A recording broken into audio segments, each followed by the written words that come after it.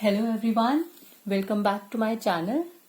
I am Deepti and अभी हम जो कर रहे हैं वो हम कर रहे हैं माइक्रो ऑर्गेनिजम्स. हमारी फर्स्ट वीडियो में आपने देखा होगा कि हमने डिस्कस किया था माइक्रो ऑर्गेनिजम्स के बारे में कि भाई उसको किसने डिस्कवर किया, क्या कुछ माइक्रो ऑर्गेनिजम्स की कैरेक्टरिस्टिक्स हो सकती हैं. तो अगर आपने वो वीडियो नहीं देखी है तो उसका लिंक आपको डिस्क्रिप्शन बॉक्स में ही मिल जाएगा. तो सबसे पहले आप वो देखिए और उसके बाद हम इस पे आते हैं. तो लास्ट वीडियो में हमने डिस्कस किया था कि microorganisms they are divided into 5 major groups. 5 major groups में वो डिवाइड होते हैं. अब वो 5 मेजर ग्रुप्स कौन कौन से हैं?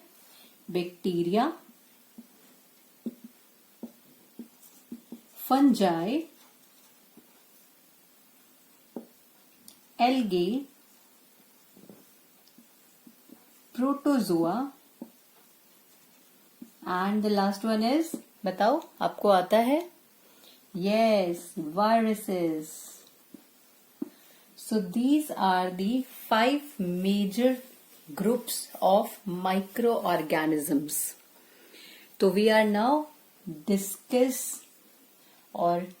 we are going to discuss about bacteria first. So let's discuss without wasting time. So bacteria.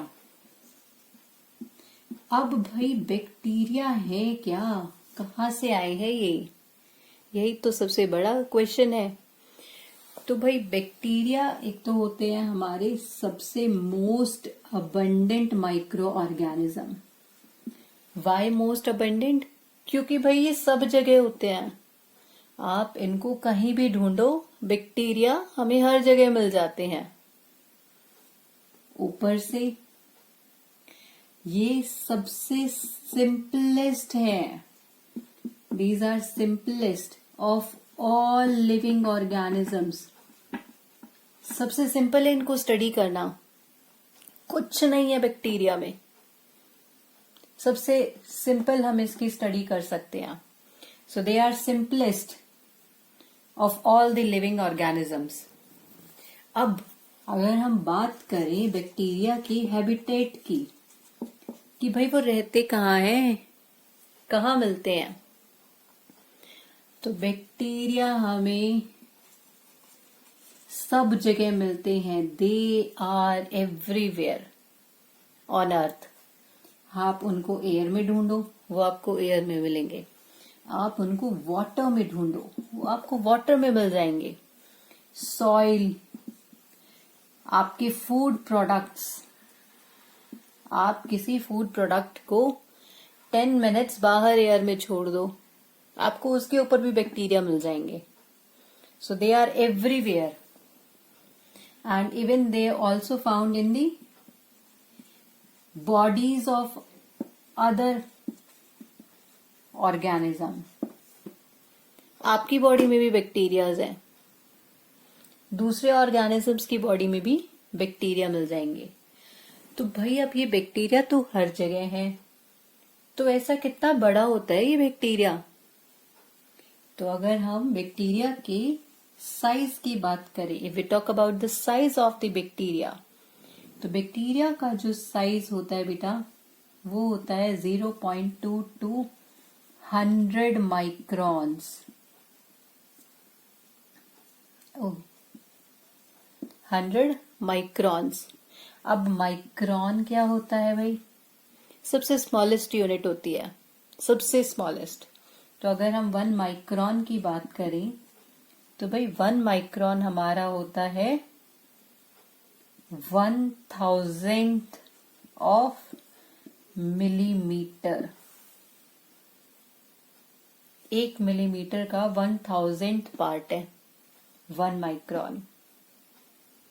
तो अब देख लो, इसी वजह से बैक्टीरिया सब जगह मिलता है हमें. कोई ऐसी चीज नहीं छोड़ी हुई है बैक्टीरिया ने जहां पर वो ना हो.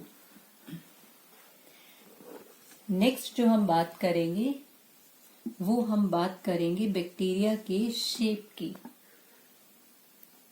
कि अब ये दिखता कैसा है भाई, है कैसा जो ये सब जगह मिल जाता है हमें। तो बैक्टीरिया के शेप की बात करें तो बैक्टीरिया की जो शेप है वो डिवाइड होती हैं 4 शेप्स में, और वो 4 शेप है। सबसे पहले cocci. Cocci means spherical shape. Cocci means spherical shape, यानी कि ये कैसे होंगे, ये कुछ इस तरीके के बैक्टीरिया होंगे, spherical shaped bacteria. Second shape जो हमारी आती है वो आती है बेसिलाई। थोड़े नाम अजीब है बट अच्छे नाम है। कोकाई को याद करना बहुत इजी है भाई, स्फेरिकल शेप बैक्टीरिया है। बेसिलाई, ये तो बैक्टीरिया से ही आ गया, बेसिलाई बहुत इजीली नाम याद हो जाएगा। बेसिलाई, बेसिलाई हमारे होते हैं कौन से, रॉड शेप्ड बैक्टीरिया।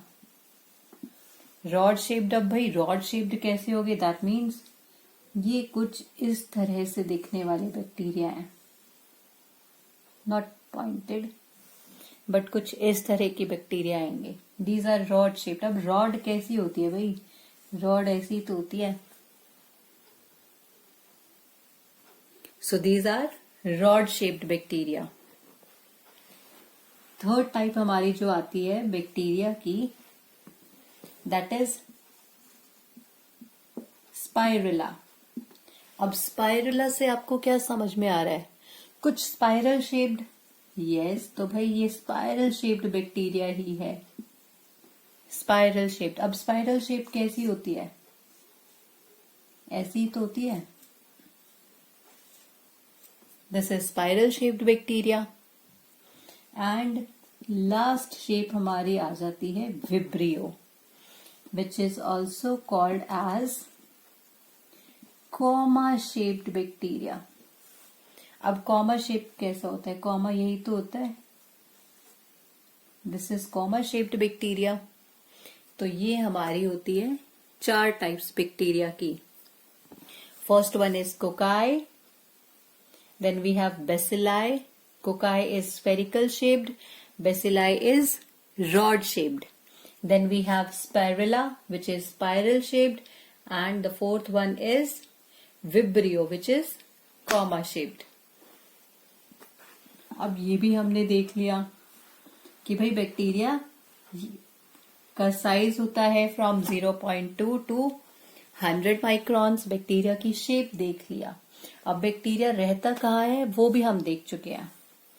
अब हम देखते हैं कि भाई बैक्टीरिया सरवाइव कैसे करता है। तो अगर हम बैक्टीरिया की बात करें तो आपने ये नाम जरूर सुना होगा, एरोबिक और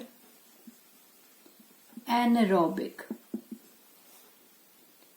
तो भाई ये भी हमारे बैक्टीरिया हैं। Aerobic bacteria means the bacteria which require oxygen for their growth.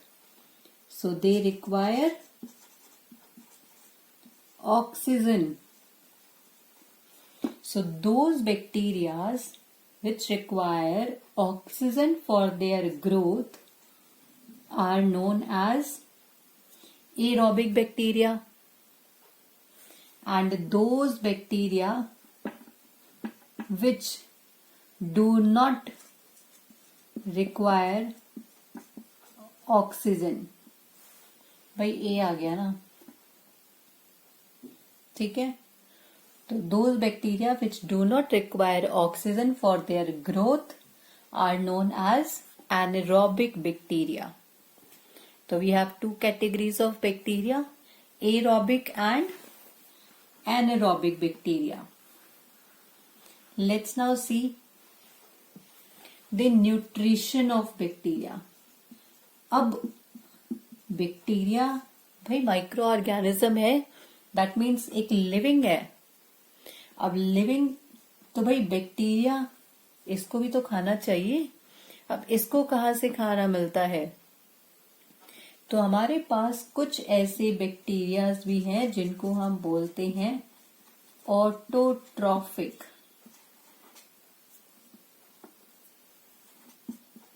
autotrophic. Autotrophic bacteria.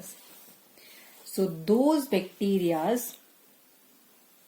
which can make their own food is known as autotrophic bacteria.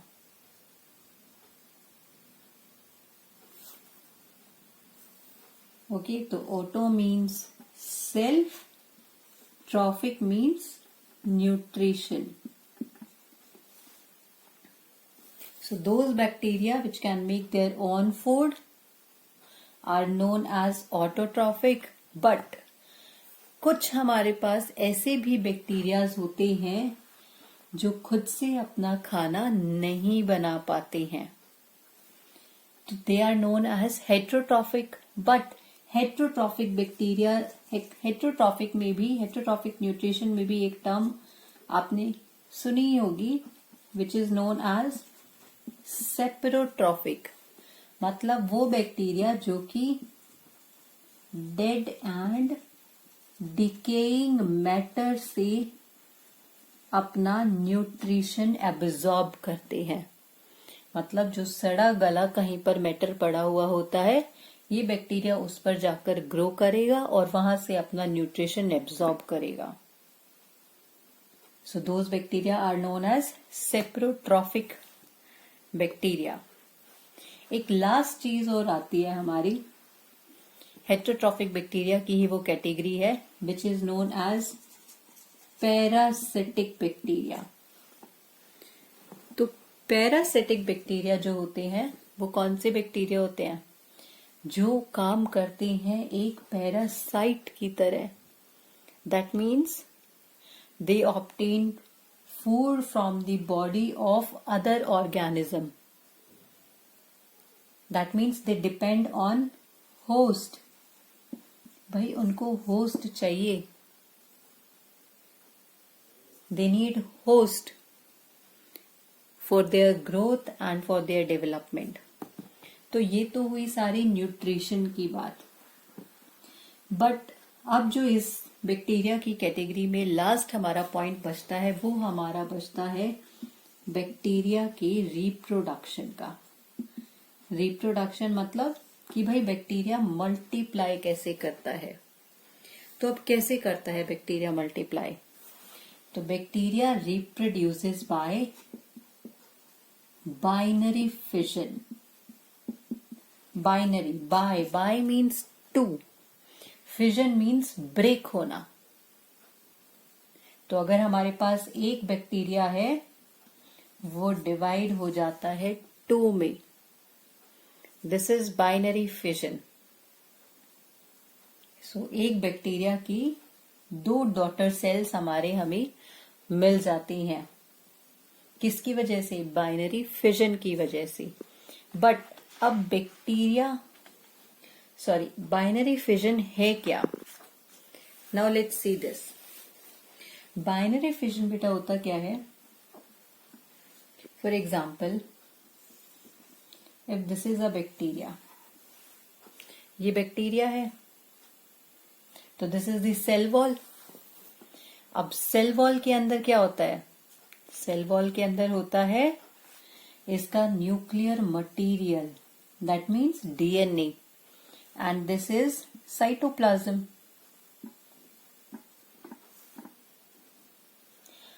अब क्या होता है कि जो ये साइटोप्लाज्म है, ये साइटोप्लाज्म, इसको मैं थोड़ा छोटा लेती हूं. ओके, ये साइटोप्लाज्म सबसे पहले होता है grow. That means it increase in size. वो अपना साइज इंक्रीज कर देता है. साइज इंक्रीज होने के बाद ये साइटोप्लाज्म क्या होता है? ये साइटोप्लाज्म दो में डिवाइड होना स्टार्ट हो जाता है. इसमें कुछ इस तरह से बन जाता है और जो इसका न्यूक्लियर मटेरियल है वो डिवाइड हो जाता है. अब भाई न्यूक्लियर मटेरियल डिवाइड हो गया तो इस सेल को डिवाइड होने में क्या टाइम लगेगा? ये सेल और ये सेल, दैट मीन्स उस बैक्टीरिया की 2 डॉटर सेल्स फॉर्म हो जाएंगी। ये उसके पास हो गई 2 daughter cells form. This type of reproduction is known as asexual reproduction. अब एसेक्सुअल रिप्रोडक्शन की आपको सबसे इंपॉर्टेंट और खास बात बताते हो कि एसेक्सुअल रिप्रोडक्शन में भाई हमें जो रिजल्ट मिलता है ना, वो रिजल्ट हमारा एग्जैक्टली सेम कॉपीज मिलती हैं पेरेंट सेल की। आपने देखा ना, हमें जो ये रिजल्ट मिला है 2 daughter cells, they are exactly same as their parent. तो जिस पेरेंट से हमें ये मिला है, सेम उसकी एग्जैक्ट कॉपी फॉर्म होती है। और इसका सबसे बेस्ट एग्जाम्पल क्या होता है?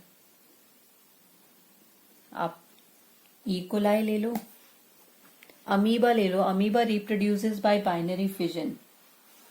अमीबा भी बाइनरी फिजन से ही रिप्रोड्यूस करता है, आपने सब जगह सुना होगा अमीबा। और बताती हूँ, और आता है E coli, which is also known as Escherichia coli. Escherichia coli 20 minutes में रिप्रोड्यूस कर देता है। 20 मिनट्स में अपनी, हर 20 मिनट्स में वो अपनी डॉटर सेल्स को फॉर्म करता है। तो देख लो, पूरे अर्थ पे सबसे ज्यादा ई कोलाई होगा। बट ई कोलाई से भी सबसे जो खास है उसको हम बोलते हैं स्यूडोमोनास। तो स्यूडोमोनास ये तो 20 मिनट में कर रहा है, ये तो 9.5 मिनट्स में ही डिवाइड हो जा रहा है। अगर एक स्यूडोमोनास है, उससे 2 ये डिवाइड होंगे, फिर से 2 से 4 मिले, 4 से 8 मिलेंगे, एवरी 9.5 मिनट। तो स्यूडोमोनास 9.5 मिनट्स में डिवाइड हो जाता है। So this is all about bacteria. I hope आपको समझ आया होगा। अगर आपको कहीं भी कोई भी परेशानी लगे तो जस्ट कमेंट में, आपको सिर्फ एक कमेंट, एक सिर्फ मैसेज टाइप करना है। अपने दोस्तों के साथ भी चैट करते हो ना, तो आपको सेम यहीं पर नीचे कमेंट बॉक्स आपको दिख रहा होगा, उसमें आपको जाकर बस क्वेश्चन लिख देना है। और हाँ, क्वेश्चन की बात नहीं, अगर आपको समझ में भी आया है तो भी आप मुझे इजीली बता सकते हो कमेंट बॉक्स में कि हाँ मैम, हमें समझ आया। एटलीस्ट मोटिवेट होना बहुत जरूरी होता है ना, और मेरा मोटिवेशन तो आपके कमेंट से ही है। तो जिस तरह से आप कमेंट करोगे उसी तरह से मुझे भी मोटिवेशन मिलेगा। Extrinsic motivation is must, intrinsic तो मैं अपने आप ले आऊंगी। Okay, so jokes apart, thank you so much.